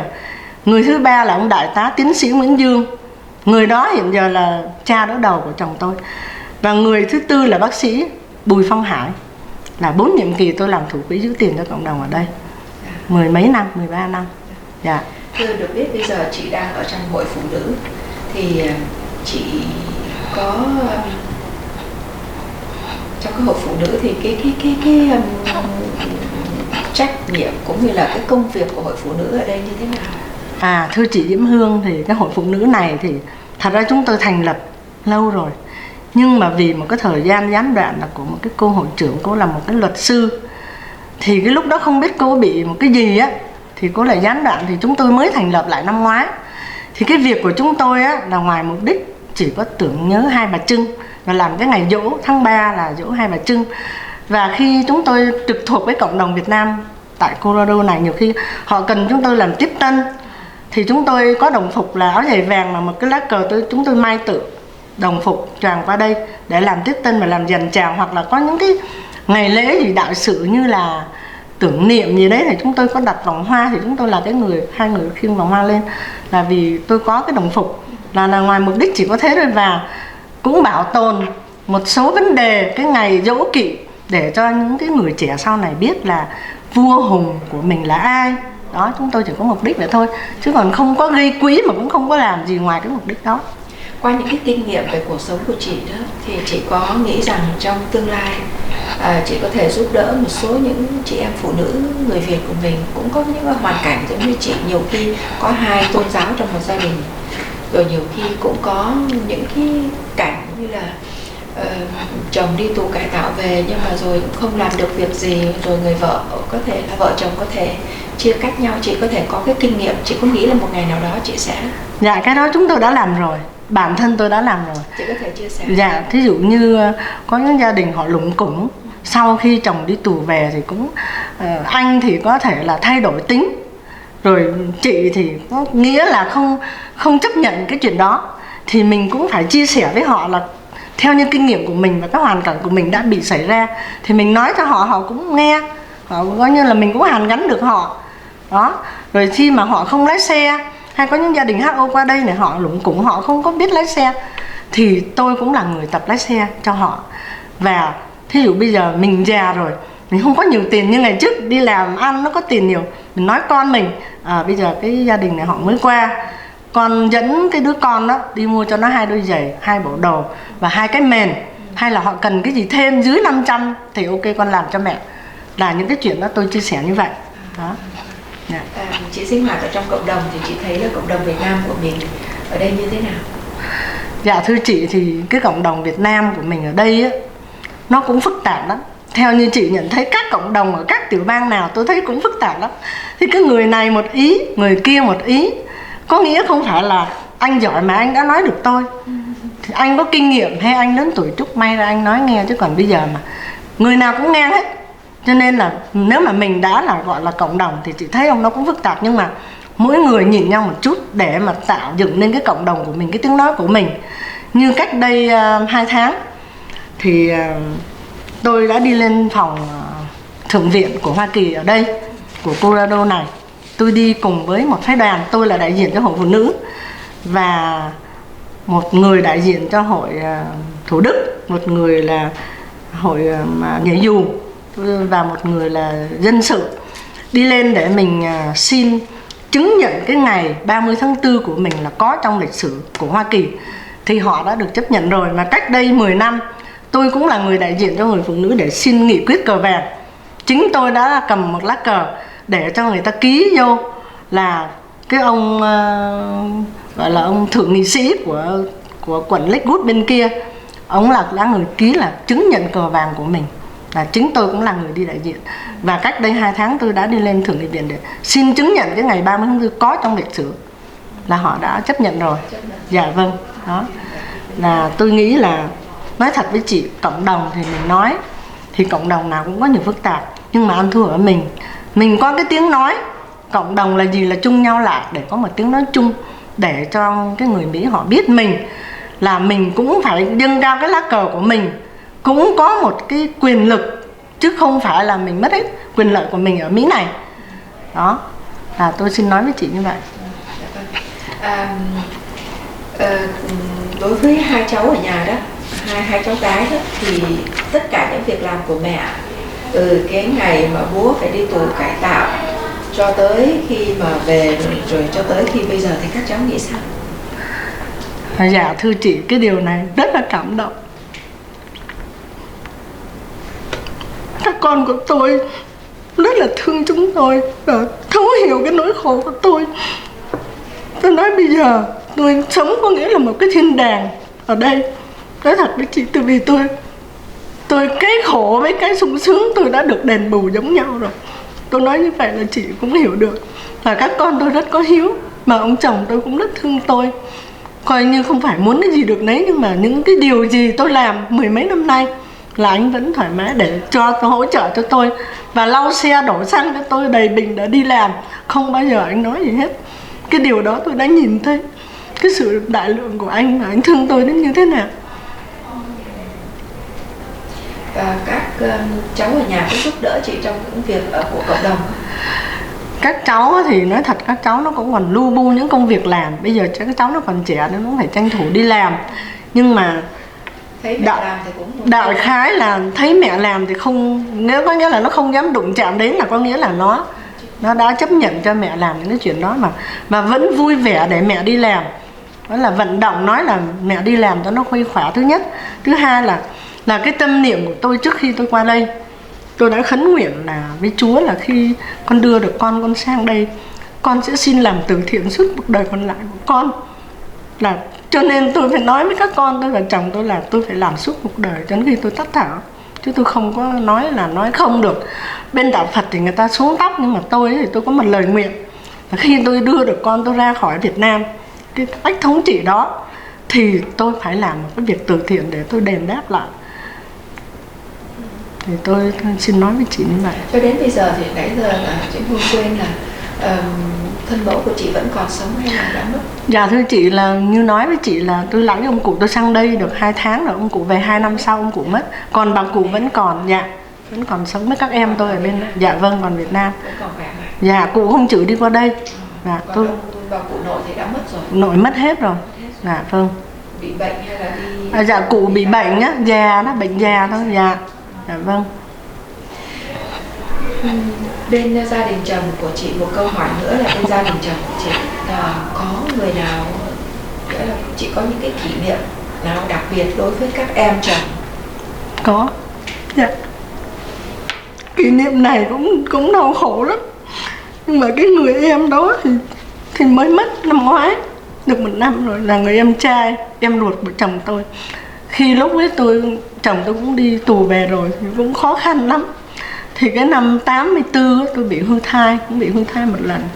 Thì tôi đang ngủ ở trong dưới sàn này, trong mùng ngủ dưới sàn, ở nhà đông quá mà đông như em, thì lúc ấy mới về tá túc ở đó. Thì ông đi làm về, ông mới luộc đâu được 5 quả trứng gà. Ông nói, ông vô trong mùng, ông nói là anh ơi, nói chị ngồi lên cho chị ăn 5 quả trứng để cho chị khỏe. Là cái kỷ niệm đó tôi vô cùng ghi nhớ, không bao giờ tôi quên được. Mà nói thật với chị, tôi cũng lo lắng cho chú cho đến giờ phút cuối cùng chú tắt thở. Thì cái ơn của mình không bao giờ quên được như vậy.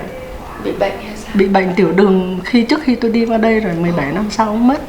Dạ, mất rồi. Con cái thì không? Dạ có một bà vợ thứ nhất thì có 2 đứa con, rồi sau ông ly dị, có một bà vợ thứ hai có 1 đứa con. Thì các cháu sao? Các cháu bây giờ đứa nào có 2 cháu ở đây. Giỏi.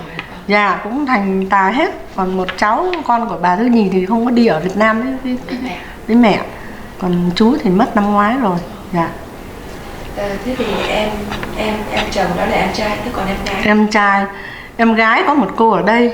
Vâng, có một cô thì tôi sponsor cho cô qua đây. Dạ, khi tôi qua trước thì cô có viết cái thơ, cô hỏi chị ơi, bây giờ em muốn hỏi chị là, cô cũng thật tình lắm, nói là chị ở đó sống có được không, chứ bây giờ em cũng có nhiều người chị chồng ở bên Cali mà em không bâng khuâng, em không biết đi đâu, mà bây giờ có anh chị ở đây thì tôi cũng viết một lá thơ lại. Lúc bây giờ là cũng còn điện thoại còn mắc lắm, mình cứ viết thơ thôi, nói cô ơi, bây giờ cô cứ sang đây rồi chúng tôi sống được thì cô sống được. Là cái đó là có một cái kỷ niệm với cô. Bây giờ cô vẫn ngon lành lắm, mua nhà mua cửa đầy đủ. Vâng, con cũng học ra trường đàng hoàng rồi. Thấy cũng vui, ở gần với gia đình tôi, mua nhà gần gia đình tôi. Dạ. Thì trong từ cái ngày xưa đó, mặc dù là chị mới học xong lớp điện lục, nhưng mà trong cái trường hợp, trong cái lúc mà đi học như vậy, chị có người bạn thân nào không?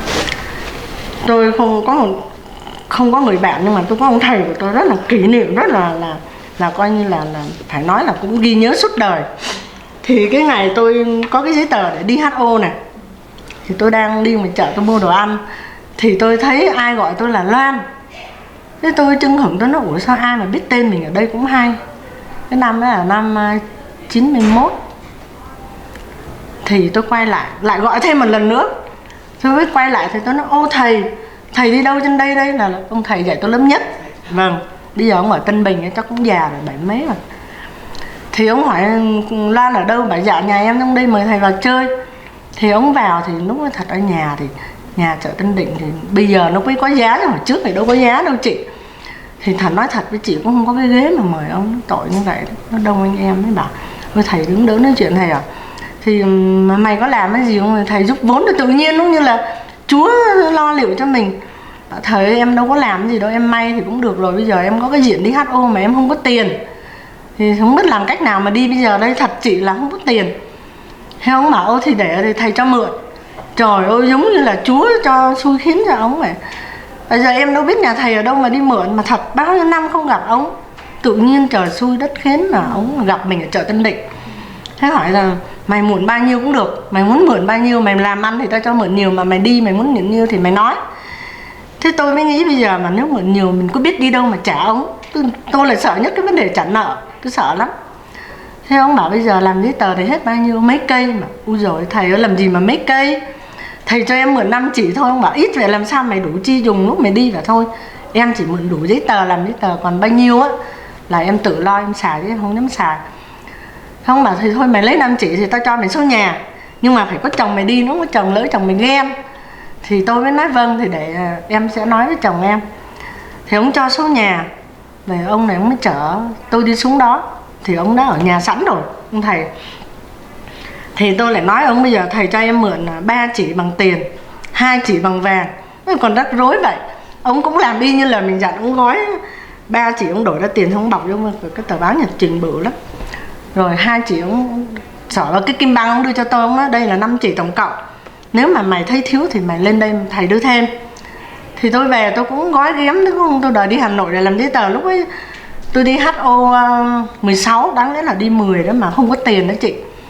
Thì tôi hỏi ông xã, tôi cũng bảo thôi đi ra Hà Nội rồi chúng nó lui thôi lắm, tuổi cộng nó ghê lắm, không có được ở đây đi.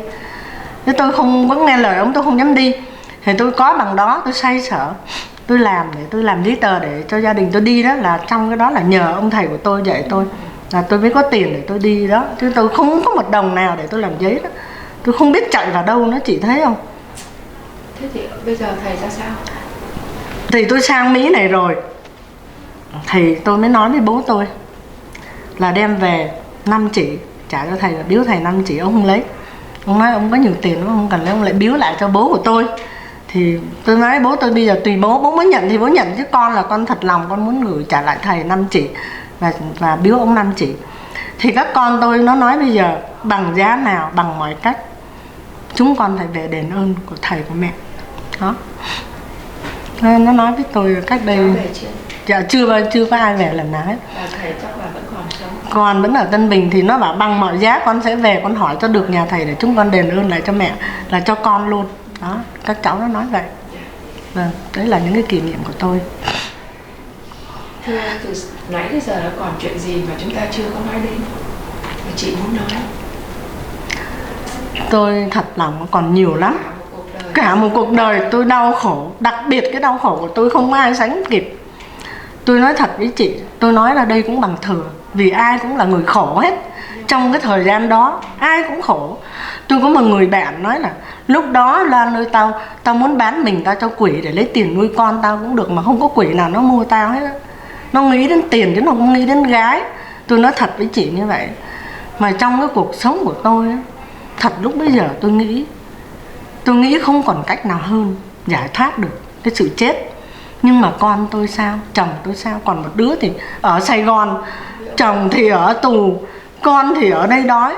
Chị thấy không, hàng ngày cứ phải gánh 10 con gà ra ngoài rẫy, luộc mấy củ khoai ăn rồi làm ở ngoài đó, rồi đến tối gánh mấy con gà vậy. Đâu có cơm chị, cơm đâu mà ăn, mì với khoai môn, khoai lang.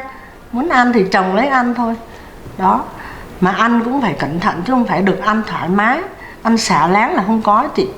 Cho nên tôi gầy như cây tăm mà tôi đen như con mực vậy đó. Chị không nghĩ cái hình của tôi bây giờ người nào cũng gặp tôi hỏi. Tôi không hiểu sao bây giờ bà già mà bà trẻ hơn lúc trẻ thì tôi cũng không biết cái bí quyết nào nói tôi như vậy đó. Tôi nói vậy là chị hiểu rồi. Tôi khổ bằng cái tận cùng của sự khổ trên cái thế gian, trong cái trại tù lỏng của tôi lúc bây giờ, lúc mà ông đi tù á, mà còn bị hành hạ nữa chị. Chứ đâu có phải là được tự do đâu, không có cái gì hết á. Làm gì cũng phải khép nép.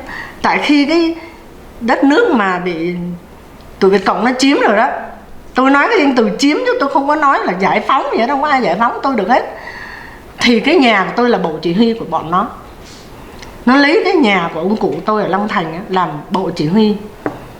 Mà chị biết không, chúng tôi lúc đó tôi về đó tôi cũng phải rất cẩn thận, chứ không phải đâu. Nó rình mình, nó kiểm tra mình, rồi nó rình mình coi mình đi đâu, mình làm cái gì, mình nói năng á.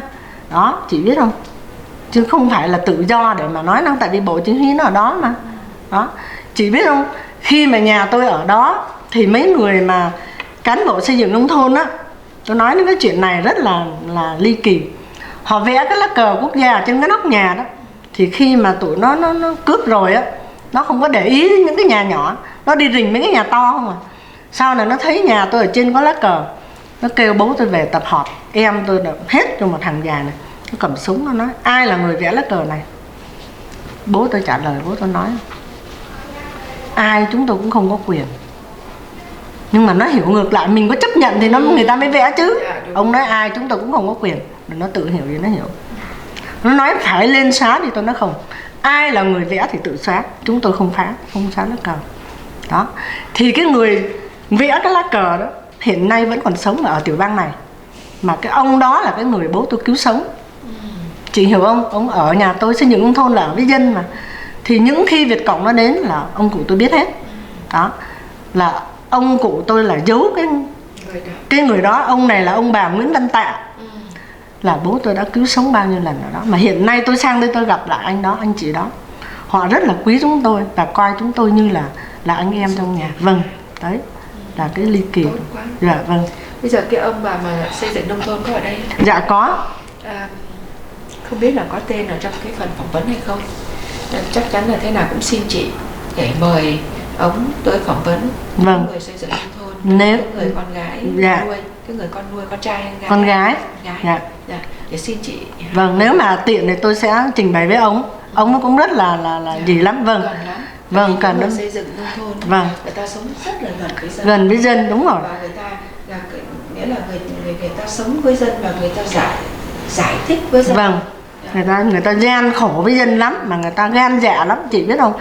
Khi mà mỗi lần Việt Cộng nó tới nhà tôi là bố tôi biết trước. Bố tôi biết cái lịch trình tụi nó ngày nào đến để làm cái gì. Nó gõ cửa nhà tôi là ông đó ở trong nhà tôi đó, bố tôi cứ làm vậy, đi ra đằng sau.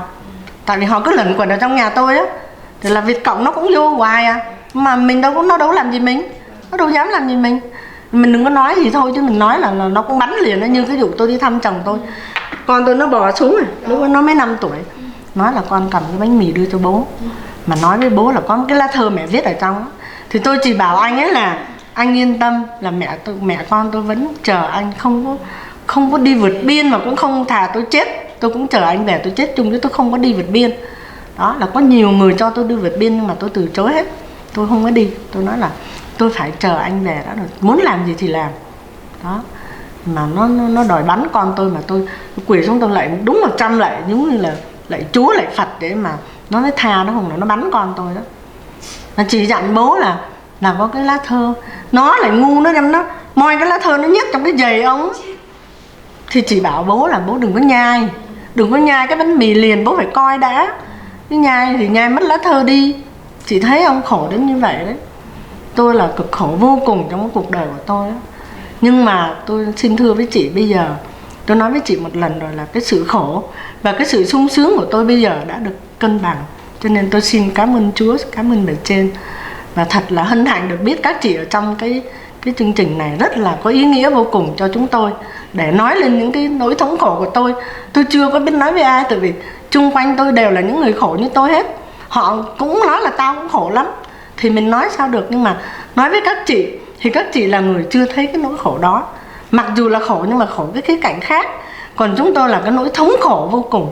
Cho nên bây giờ tôi cũng nghĩ là sau cái chuyến phỏng vấn này, tôi cũng thấy được thoải mái trong tâm hồn của tôi, nhẹ nhàng. Cái phần phỏng vấn của chị nó có giá trị ở nhiều cái lĩnh vực lắm. Cái thứ nhất là cho cái thế hệ trẻ thấy được bố mẹ anh chị em của mình đã khổ ở trong cái chế độ cộng sản như thế nào. Đó là điều thứ nhất. Điều thứ hai đó, tất cả những gì chị nói ra đó, nó chứng tỏ cho mọi người thấy trước năm 1975 của mình nó sung sướng như thế nào, nó được tự do như thế nào, và sau khi cộng sản chiếm miền Nam thì người dân mình như thế nào. Đây là chính thực một người bị đầy ải, cộng sản đầy ải nói ra, chứ chẳng phải là một người nào đó ngồi viết chuyện. Thành ra nó rõ ràng có âm thanh, có người. Thì cái đó nó nói lên cho tất cả mọi người, không phải chỉ có người Việt của mình, không phải các em học ở trong trường đại học, mà là cái người tận mấy giáo sư đại học trong trường đại học của Hoa Kỳ. Từ nào tới giờ đó, từ năm 75 mà người Việt mình có mặt ở tại đây tới khắp nơi trên thế giới, cái môn sử của mình nó bị gián đoạn. Và nó bắt ngay qua cái lịch sử của thằng Việt Cộng, và nó viết gian viết dối đó. Thành ra bây giờ cái này đó là cái môn sử này đã được chấp nhận dạy ở trong các trường đại học. Đây là gọi là sử truyền khẩu. Thay vì là chị nói rồi Diễm Hương ngồi viết, rồi Diễm Hương nói là ở bà này bà nói nhiều khi không có đề tên chị nữa, nhiều khi nghĩ trong đầu thêm để nói, nhiều khi nó mất đi cái sự trung thực.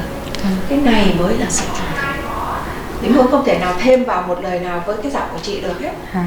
Thì đây là nhân chứng. của cái thời gian mà sống với cộng sản, thì cái điều đó nó quan trọng vô cùng. Mai mốt cháu ngoại của chị, các cháu học trong trường đại học của Mỹ, nó muốn biết về lịch sử, dò tên thấy tên của bà ngoại, bật lên bà ngoại đang nói, lúc đó có thể là chị đã ra người tiên cổ rồi. Dạ vâng. Nhưng mà các cháu nó được nghe sự rõ ràng, không phải bố mẹ nó nói nữa mà bà mình nói đây này, thì đó là cái vô giá. Thành rất là cảm ơn chị đã nhận lời đến để chấp nhận cái buổi phỏng vấn như thế này. Thì nếu mà chị có quen ai mà chị thấy là người đó có thể đóng góp vào cái phần sử của người Việt tị nạn mình, thì xin chị giới thiệu. Những người tôi quen là những người giá trị vô cùng. Vâng. Lời nữa, vâng, giá trị. Ông bà Nguyễn Văn Tạ, ông bà Hoàng Khuyến. Ông bà Hoàng Khuyến, dạ. Ông bà Hoàng Khuyến là cái người đó là ở đây là tiếng tăm, đó là coi như là phải nói là cái trên mọi lĩnh vực. Ông rất là tốt vô cùng. Vâng. Dạ, ông bà Hoàng Khuyến.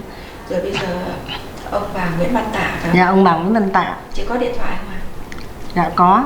Ok, chị cho. Là 303. Dạ tôi. Với lại cháu gái tên gì? Cháu ấy là Jenny Lê. Để mai tôi mang nó tới. Hay Chủ nhật là tôi mang tới. Mẹ nó không cho nhưng mà tôi cũng muốn cho nó tới để nó học hỏi thêm. Để nếu mà biết nó tới thì để làm cái schedule, làm cái time. Vâng. Để hẹn gặp. Nó đang viết một cái lịch sử về Việt Nam và chiến tranh của Việt Nam. Nó cứ hỏi tôi đó là ông đi tù như thế nào, rồi bà cực khổ như thế nào. Nó đã viết cho trường rồi đó. Cho nên cháu học ở bên trường Lakewood, cái trường đó là trường lớn. Vâng, trường Lakewood đó. Thế còn điện thoại của ông bà Nguyễn Văn Tạ 303 936 6975. Dạ. Chắc là nhờ chị nói trước. Giờ tôi sẽ nói với ông bà, tôi nói với ông. Vâng. Chị nói trước. Dạ. Rồi xong rồi đến ngày mai đó. Vâng. Thì là sẽ điện thoại. Vâng. Để mời. Cứ cho ông cái schedule đi rồi tôi nói ông. Ông cũng hăng say lắm vấn đề này đó. Vâng. Rồi còn ông xây dựng nông thôn. Đấy, ông đó là xây dựng nông thôn. Dạ. Dạ. Ông ở nhà tôi đó. Vâng, ông đó ở nhà tôi bao nhiêu năm đó. Thì thôi tôi cũng thứ nhất là đại diện cho gia đình tôi, chồng tôi và các con tôi. Thứ hai là đại diện cho cái người Việt ở đây. Và thứ ba là cái hội phụ nữ của tôi. Tôi hiện nay là phó nội vụ của Hội Phụ nữ Việt Nam Colorado. Xin cảm ơn các chị, nhất là chị Triều Giang mà tôi đã vô tình gặp chị ở bên Austin, là cái người mà giúp đỡ em của tôi làm việc ở trong đó. Cảm ơn tất cả các chị và phái đoàn đã đến đây để dành cho chúng tôi những cái thời gian mà chúng tôi đã cảm thấy được nói ra những sự thật của mình, sự thật của đời mình, sự thật của Việt Cộng và sự thật của chiến tranh sau năm 75. Chúng tôi đã chịu những cái cảnh đầy, tù đầy như chồng tôi chứ không khác gì hết. Sợ còn khổ hơn chồng tôi ở trong tù. Mà tôi trực tiếp để chịu những cái cảnh đầy ải. Mà đến ngày giờ này 30 mấy năm tôi mới được nói ra sự thật với chị, với lại phái đoàn đây. Chứ còn những người chung quanh tôi đều là những người khổ như tôi hết. Cho nên hôm nay tôi rất là cảm thấy trong lòng của tôi thoải mái vô cùng khi đã nói được sự thật ra với cái người muốn nghe cái chuyện này. Đó là tôi xin cảm ơn các chị đã dành cho chúng tôi. Chị được hân hạnh nữa mà cũng sung sướng nữa là được biết chị ở trong hội phụ nữ. Thành ra Diễm Hương nghĩ là phụ nữ Việt Nam của chúng ta qua đây đó, ngoài cái chuyện phải lo cho gia đình, lo cho con cái về phần tài chính của gia đình nặng ghê lắm, nhưng mà lúc nào cũng ở Việt Nam nhiều khi mình không có để ý đến chia của, giao hết cho chồng, lo cho phái nam, nhưng mà qua đây đó Diễm Hương thấy người phụ nữ Việt Nam của mình mạnh mẽ hơn, và ý thức được cái trách nhiệm của mình. Vâng. Thành ra cái đó là cái quan trọng là mấy chị đã dấn thân đi ra làm những cái việc để bảo vệ cái giá trị truyền thống của mình, rồi cái giá trị quốc gia của mình, cái đó là quan trọng lắm. Thành ra đó là cái mà rất là hãnh diện. Thế là Diễm Hương mỗi lần được phỏng vấn một phụ nữ đó là phải dành mấy chị về phía mình. Mà nếu không, nếu mà kẹt quá thì phải đổi qua ngày khác để mà được làm. Vâng, một lần nữa cũng thay mặt tất cả mọi người ở đây xin cảm ơn chị, riêng chị và tất cả các chị ở trong cái đoàn này. Ngày hôm nay chúng tôi rất là vui mừng và đã được thổ lộ hết tất cả những cái gì căm tức của mình, tù đầy của mình và những cái nỗi thống khổ của mình để cho các chị thấy rõ hẳn cái mặt thật của cộng sản, không phải là như chúng nó nói. Đúng rồi. Đó, tôi chỉ nhấn mạnh câu. Một trong 500 người ở toàn nước Mỹ. Tại vì đây là cái project chỉ có 500 người mà thôi. Cái số tiền của mình đi để mà xin được đó, chỉ có thể làm được 500 cái lịch sử thôi. Anh chị là một trong 500 người đó. Nên Diễm Hương cũng rất là hãnh diện được phỏng vấn chị và được nghe cái câu chuyện rất là đặc biệt. Có nhiều chuyện mỗi người mỗi khác. Chuyện nào cũng làm cho mình khóc hết á. Là mỗi chuyện, mỗi một cái cảnh không thể nào tưởng tượng được. Coi như là có nhiều tầng địa ngục vậy đó. Rất là khổ sở. Thương nhất, Diễm Hương rất là thương cái cảnh mà ông cụ thân sinh của chị. Thương chị. Khi mà ông muốn tôi đi Việt Nam mà tôi phải là làm gieo kèo đấy chị, tôi phải nói bây giờ con nói thật đi bố, con ở bên này con cũng tham gia một tổ chức, con không có về được. Thứ nhất, cái đó là cái con nêu cao cái lá cờ của con. Thứ hai là con không muốn trở lại cái chỗ đó. Khi nào mà nó liền đất đàng hoàng, con sẽ trở về, cũng đâu có muộn. Con đâu chết liền đâu. Con chết con sẽ truyền lại cho con cháu của con chứ. Con không có thể nào mà không về. Nhưng mà con về phải vinh quang, chứ con không có về mà phải chui luồn đưa 5 đồng 10 đồng là con có về. Dứt khoát là con nói với bố, con không về cái kiểu đó. Mà con về đó là phải đón tiếp con hiên ngang. Còn con về mà nói là phải gói 5 đồng 10 đồng tồi tàn như vậy là con không có về. Tôi nói xin thật với chị là như vậy. Tôi chưa về một lần nào. Có nhiều người hỏi tôi tại sao không về, tôi nói tôi không thích về cái chỗ đó. Chứ không phải là đừng có hỏi tôi mà ai mà nói đi Việt Nam là tôi không có muốn nghe. Không muốn nghe. Họ muốn làm gì họ kệ họ. Mình ý chí của mình là khác. Thì cũng thưa thật với chị là như vậy, là 19 năm tôi chưa có một lần trở về một lần. Mặc dù nhiều người, có nhiều người khinh chê nói tôi không tiền, tôi nói chấp nhận không tiền, không sao hết. Vâng, thôi một lần nữa xin là được cảm ơn chị và tất cả các chị trong phái đoàn này. Tính phỏng vấn của mình xong rồi hả? Dạ, xin cảm ơn chị.